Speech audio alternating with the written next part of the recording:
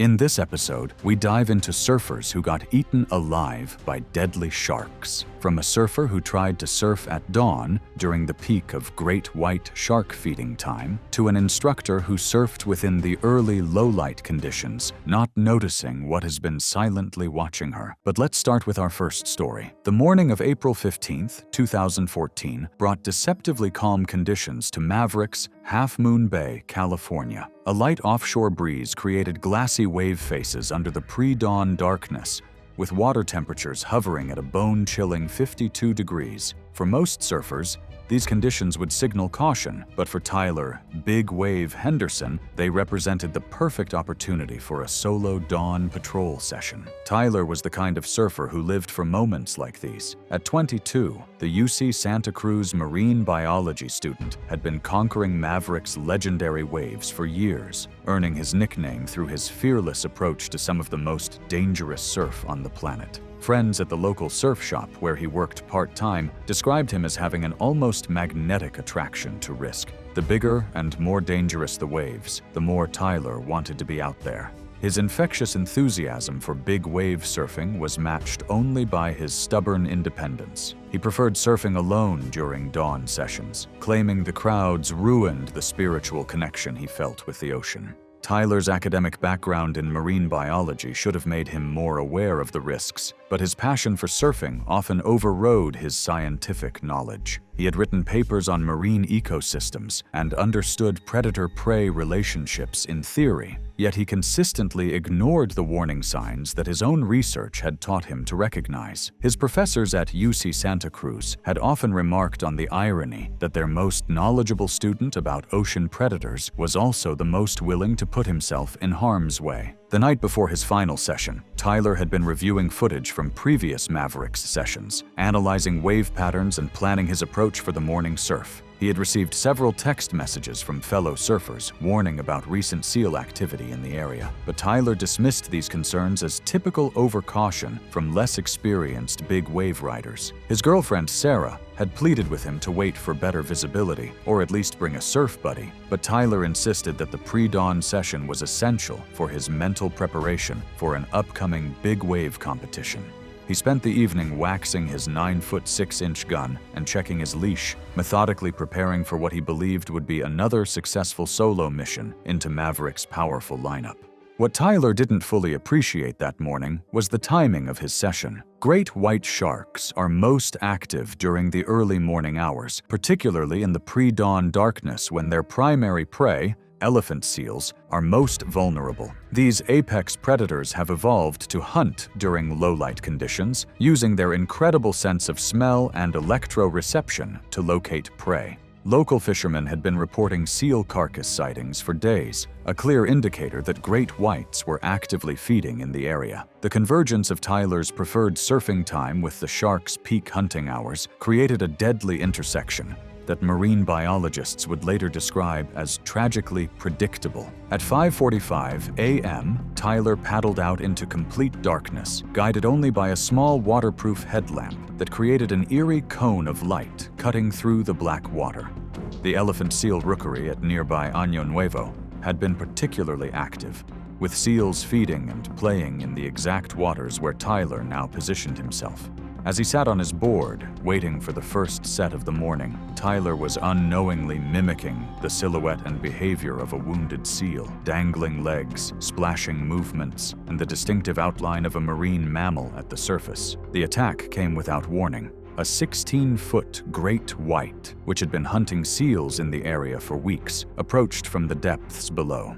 In the darkness, Tyler's silhouette against the faint pre-dawn light looked exactly like an injured seal, a case of mistaken identity that proves fatal in great white encounters. The shark struck with devastating force, breaching completely out of the water with Tyler clenched in its massive jaws. His screams pierced the morning silence, alerting other early surfers who immediately called 911. Harbor patrol boats, stationed nearby due to Maverick's dangerous reputation, arrived within 6 minutes, but only Tyler's damaged surfboard remained floating in the lineup, a grim reminder of the ocean's unforgiving power. Tyler's body was never recovered, despite extensive search efforts involving Coast Guard helicopters, dive teams, and volunteer boats that scoured the area for 5 days. His memorial service drew over 500 people to Mavericks, where fellow surfers paddled out in a massive circle to honor his memory. The tragedy sparked heated debates within the big wave surfing community about solo dawn sessions, with some arguing for mandatory buddy systems, while others defended the individual's right to choose their own level of risk. As the California coast mourned the loss of one of its most passionate big wave riders, another young surfer on the opposite coast was about to discover that murky water after storms can hide predators even more aggressive than great whites. Predators that don't just bite once and retreat, but attack with relentless fury until their prey stops moving. September 3rd,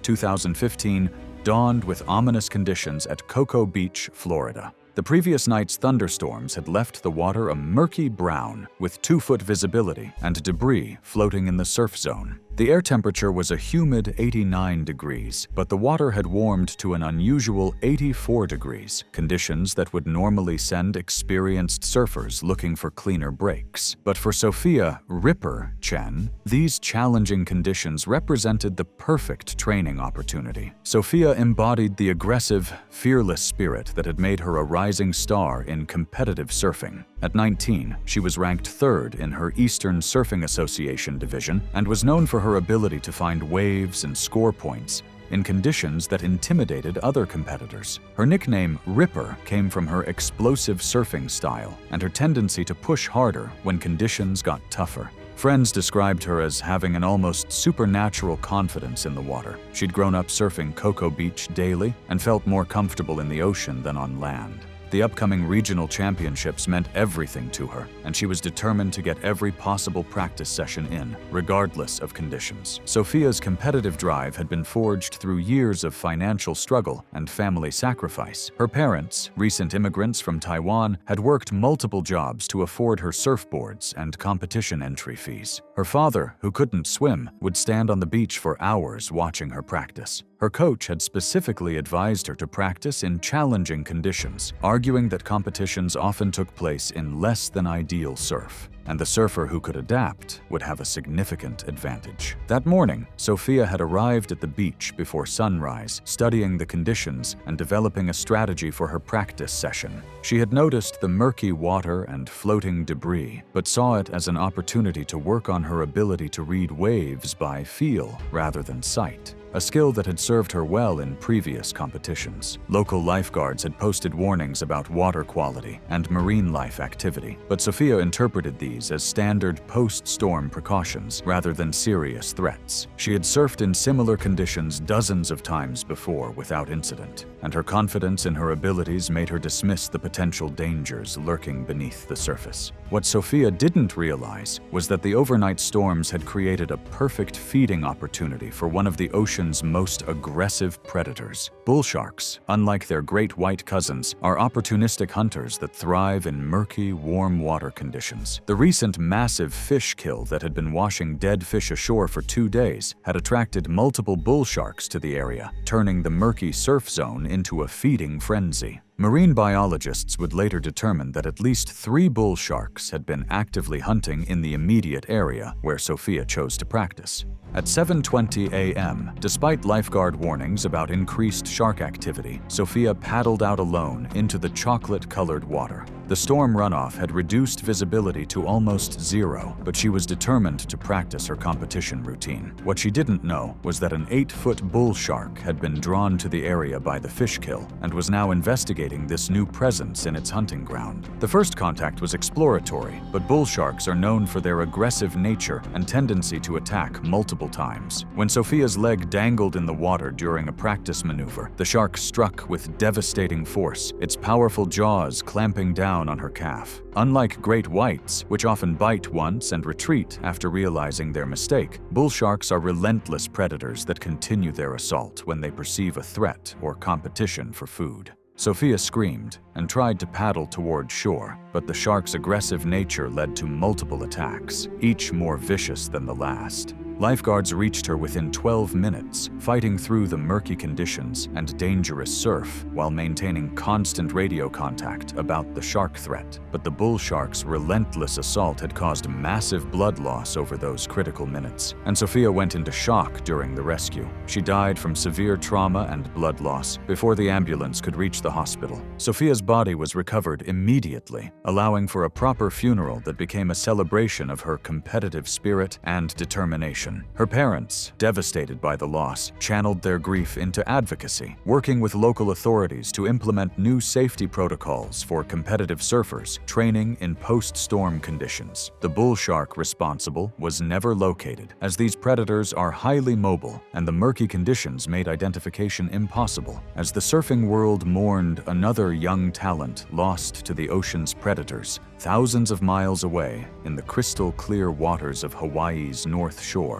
a different kind of tragedy was about to unfold. One where a photographer's quest for the perfect shot would put him directly in the path of a tiger shark during the most dangerous time of year to be in Hawaiian waters. December 18, 2016, brought picture-perfect conditions to Pipeline on Oahu's North Shore. Crystal-clear water, offshore winds, and a solid northwest swell had created the kind of waves that surf photographers dream about. The winter sun filtered through the tropical air at the perfect angle, promising golden hour shots that could grace magazine covers. For Ethan Lenz Parker, a 26-year-old surf photographer on assignment for Surfer magazine, these conditions represented a career-making opportunity. Ethan had earned his nickname through his obsessive pursuit of unique angles and his willingness to get in the water with his expensive camera gear when other photographers stayed safely on the beach. Over his 5 years documenting the sport, he had built a reputation for capturing images that put viewers right in the action. Ethan's dedication to his craft bordered on obsession. He had invested over $15,000 in waterproof camera equipment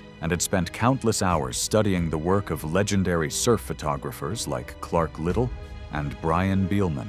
His apartment in Huntington Beach was filled with prints of his work, each one representing hours of planning and risk-taking to capture the perfect moment. Ethan's girlfriend, Maria, often worried about his willingness to put himself in dangerous situations for a photograph, but she also understood that this drive was what made his work so compelling. His images had a raw, immediate quality that could only come from being in the water with the surfers, sharing their perspective and their risks. The Pipeline assignment was Ethan's biggest break yet, a chance to shoot for the cover of Surfer magazine's annual Pipeline issue.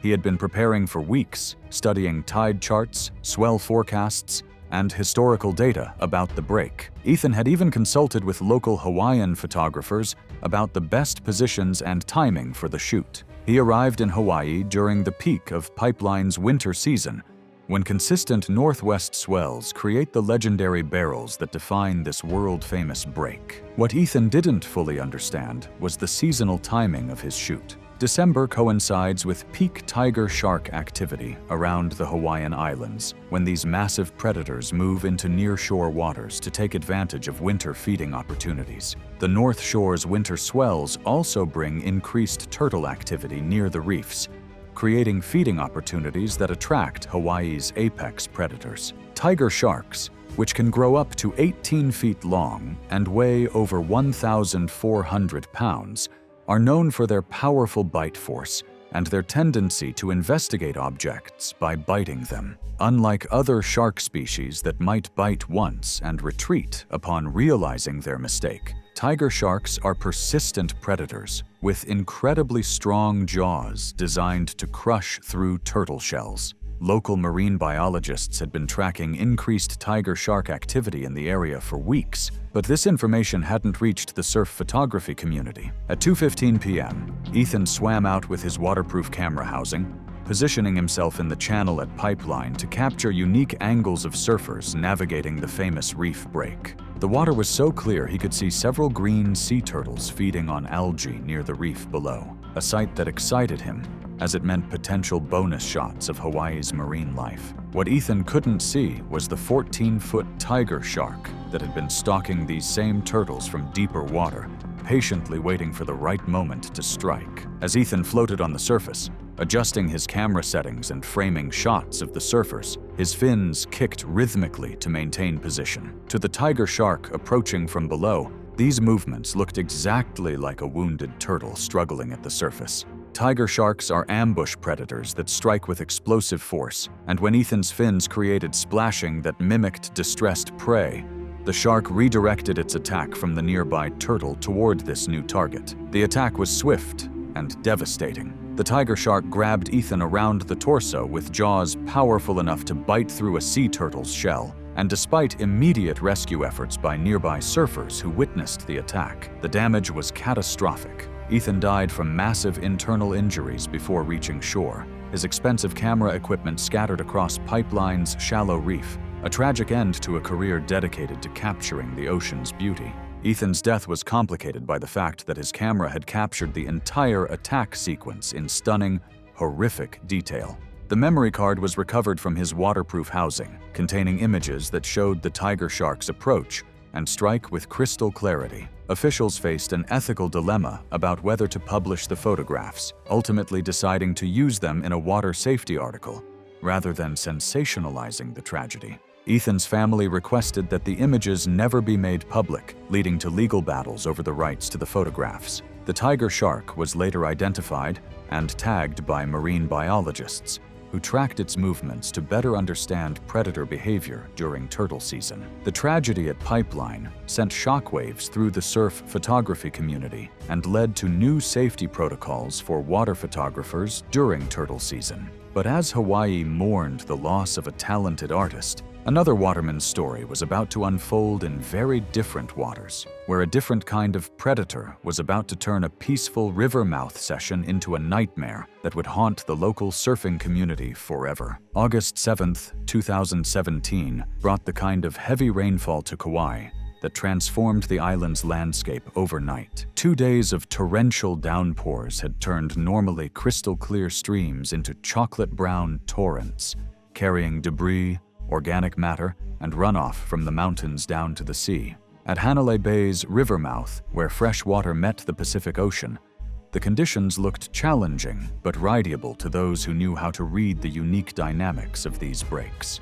Kai Muddy Waters Thompson had earned his nickname through his love of surfing these exact conditions. The 24-year-old local surf shop employee was known throughout Kauai's surfing community as a true waterman, equally comfortable on a surfboard, stand-up paddleboard, or kayak. Kai loved the Rivermouth breaks precisely because most tourists avoided them, leaving him alone with waves that offered a unique surfing experience where fresh and salt water created unpredictable, ever-changing conditions. Kai's connection to the ocean ran deeper than most. Born and raised on Kauai, he was part of a family that had been fishing and surfing these waters for generations. His grandfather had taught him to read the subtle signs of changing conditions, the color of the water, the behavior of seabirds, the smell of the wind. Kai worked at the local surf shop, not just for income, but because he genuinely loved sharing his knowledge of the island's breaks with visitors. The morning of August 7th, Kai had initially planned to stay out of the water due to the poor conditions.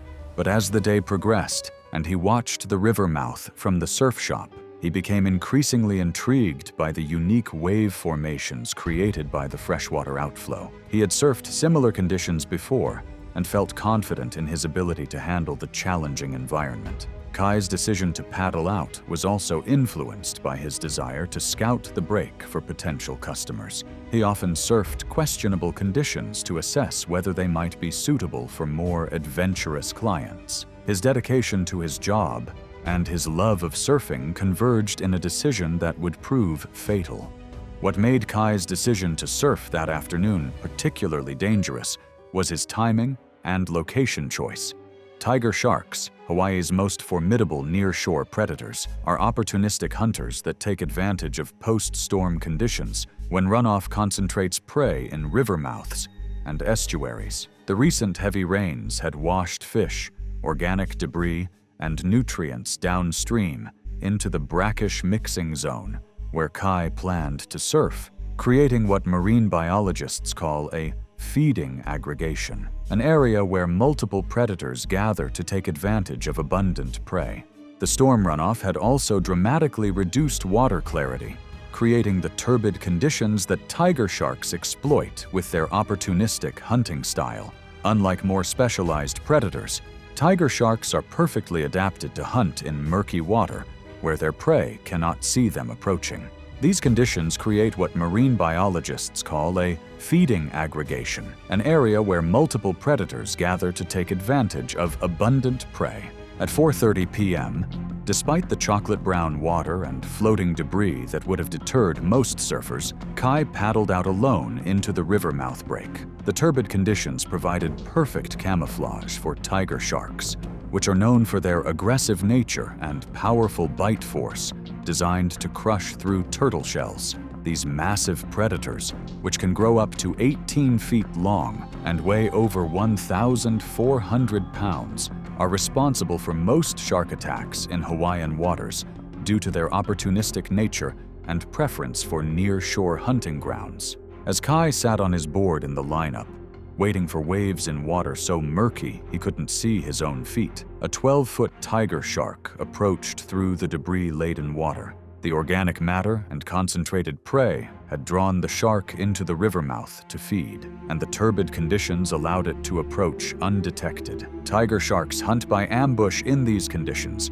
using their incredible sense of smell and electroreception to locate prey in water where vision is useless. The attack began when the tiger shark grabbed Kai's legs as they dangled in the water. Tiger sharks are known for their powerful jaws and persistent hunting behavior. Unlike some shark species that might bite once and retreat upon realizing their mistake, tigers are opportunistic predators that will continue to investigate and attack when they encounter potential prey in their preferred hunting conditions. The predator continued its assault, even as Kai tried desperately to paddle toward shore. Its massive jaws evolved to crush through sea turtle shells, inflicting devastating damage with each successive bite. Local fishermen heard his screams echoing across the water and rushed to help, but the tiger shark's aggressive nature, the remote location, and the dangerous turbid conditions made immediate rescue impossible. Kai's body was recovered the following morning after an extensive search involving multiple agencies and local volunteers. The recovery of Kai's body brought some closure to his family, but the attack's impact on Kauai's tight-knit community was profound and lasting. Kai's death sparked anger and calls for action rather than just mourning. Local Hawaiian families, led by Kai's own ohana, organized traditional blessing ceremonies to restore spiritual balance to the Rivermouth, believing that the attack had disrupted the natural harmony between land and sea. As the tight-knit surfing community of Kauai mourned the loss of one of their most respected watermen, another tragedy was already taking shape on the mainland, where a professional surf instructor's dedication to her craft would lead her into conditions so dangerous that even her years of safety-first teaching couldn't save her from the apex predator lurking in the low-light conditions. March 12, 2018, brought the kind of thick marine fog to Santa Cruz, California, that transforms the familiar coastline into an alien landscape. Visibility dropped to less than 10 feet as the dense gray blanket rolled in from the Pacific, muffling sounds and creating an eerie, otherworldly atmosphere at Steamer Lane. The fog was so thick that the iconic lighthouse became invisible from the parking lot, and the usual morning crowd of surfers stayed home rather than risk the dangerous conditions. Alexis "Fog Rider" Martinez had earned her nickname through her willingness to surf in conditions that kept others on the beach, but she was far from reckless. At 31, she was a certified surf instructor with 8 years of teaching experience at Santa Cruz's most respected surf school. Her surf school colleagues often called her when they needed someone to assess whether conditions were safe for lessons, trusting her judgment implicitly. Alexis had written several articles for surf magazines about water safety and had been featured in a documentary about women in big wave surfing. Her students adored her, not just for her teaching ability, but for her genuine care for their safety and progression. The decision to surf that morning was uncharacteristic for Alexis, who typically erred on the side of caution when conditions were questionable. However, she had been dealing with personal stress Her father had been diagnosed with cancer, and she was struggling to balance her work responsibilities with frequent trips to Los Angeles for his treatment. Surfing had always been her way of processing difficult emotions, and the canceled lessons that morning presented an unexpected opportunity for the therapeutic session she desperately needed. Alexis had texted her boyfriend that she was going for a quick fog session and would be back within an hour, a decision that would haunt him for years to come.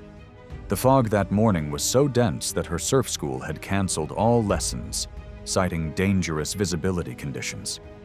But Alexis saw an opportunity for a quick solo session before the marine layer lifted, reasoning that her intimate knowledge of Steamer Lane's reef and currents would keep her safe.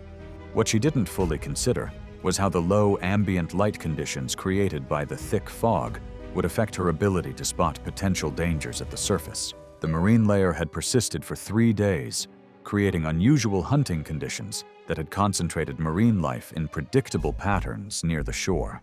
Great white sharks hunt most effectively during low-light periods, and they also possess extraordinary senses that allow them to hunt effectively when visual hunting is compromised. Their ability to detect electrical impulses from beating hearts and their incredible sense of smell become even more important when ambient light is reduced. The nearby Año Nuevo elephant seal colony had been particularly active, with seals feeding in the area despite the fog, creating the perfect conditions for great white hunting behavior and ideal conditions for a case of mistaken identity. At 6:45 a.m., Alexis paddled out into Steamer Lane. Despite fog so thick, she could barely see her own hands on her paddle. The water was an eerie 58 degrees, and the usual sounds of the lineup, other surfers calling out wave counts and chatting between sets, were replaced by an unsettling silence, broken only by the muffled crash of waves on the reef. The low ambient light filtering through the fog created confusing surface conditions where the silhouettes of surfers and seals became nearly indistinguishable. What Alexis couldn't see in the dim, fog-filtered light was a 15-foot great white shark that had been hunting seals in the area. The shark, approaching from below, where visibility was unaffected by the surface fog, identified what appeared to be a seal-like silhouette against the faint light filtering down from above. The shark, unable to clearly identify Alexis in the low-light conditions, but detecting the electrical signature of her heartbeat and the vibrations of her movements, approached her position with the methodical precision of an apex predator that had been perfecting its hunting technique for millions of years. The attack came from below, with the explosive force characteristic of great white hunting behavior. In the confusion of the low-light conditions and the shark's instinctive response to what it perceived as seal-like movements at the surface, the predator struck with devastating precision. The thick fog prevented other surfers from witnessing the attack clearly, and Alexis's screams were muffled by the dense marine layer that had reduced surface visibility to mere feet. Her body was discovered by search teams later that afternoon when the fog finally began to lift, but she had died from massive trauma inflicted by one of the ocean's most efficient predators. The great white's attack was a classic case of mistaken identity. In the dim light filtering through the fog, Alexis's silhouette against the surface perfectly mimicked that of an elephant seal, the shark's preferred prey. The investigation revealed that the low ambient light conditions created by the fog, combined with active seal populations in the area, had created a perfect storm for this tragic case of mistaken identity. Not because the shark couldn't see, but because the surface conditions made it impossible for Alexis to spot the approaching predator, or for the shark to clearly distinguish between human and seal silhouettes against the dim surface light.